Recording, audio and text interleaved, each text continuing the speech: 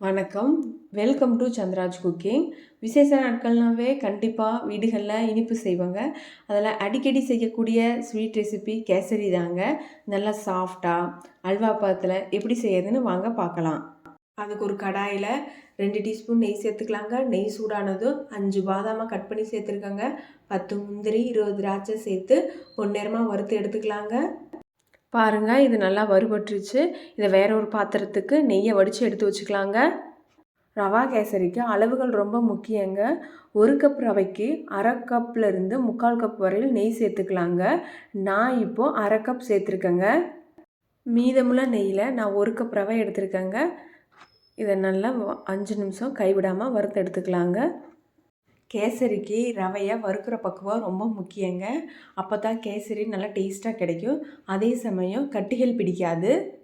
ரவையை வறுக்கிற நேரத்தில் பக்கத்தடுப்பில் கேசரிக்கு தேவையான தண்ணியை கொதிக்க வச்சு எடுத்துக்கலாங்க.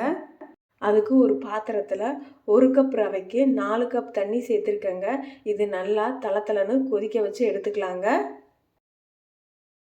பாருங்கள், ரவை நல்லா வறுபட்டுருச்சு.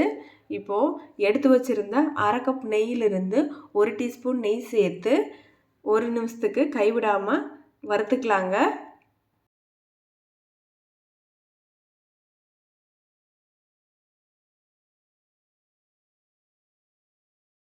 பாருங்கள், ரவை நல்லா கலர் மாதிரி வறுபட்டுருக்கு.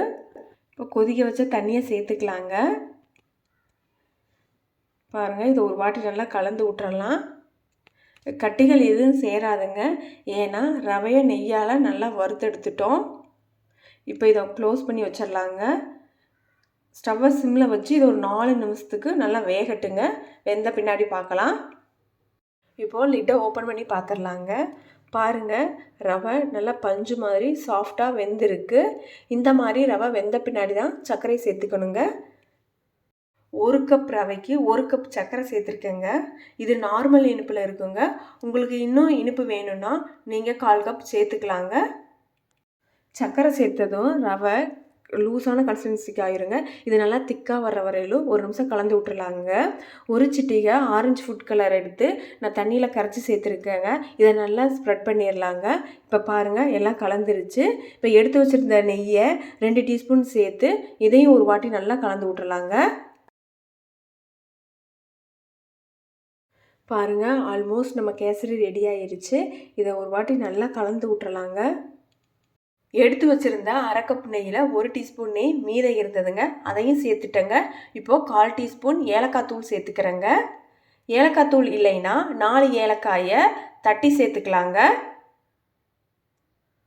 இப்போ பாருங்கள், நெய்யெல்லாம் வெளியே வருது. இப்போ ரெடி ஆயிடுச்சுங்க கேசரி. இப்போ வறுத்து வச்சுருந்த நட்ஸையும் சேர்த்து ஒரு வாட்டி நல்லா கலந்து விட்டுறலாங்க.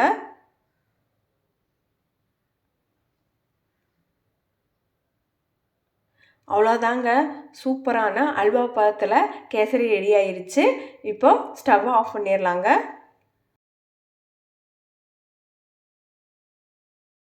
உங்களுக்கு இந்த வீடியோ பிடிச்சதுன்னா வீடியோக்கு ஒரு லைக் கொடுங்க. சந்திராஜ் குக்கிங்க்கு சப்ஸ்கிரைப் பண்ணிக்கோங்க. தேங்க்ஸ் ஃபார் வாட்சிங். தேங்க்யூ.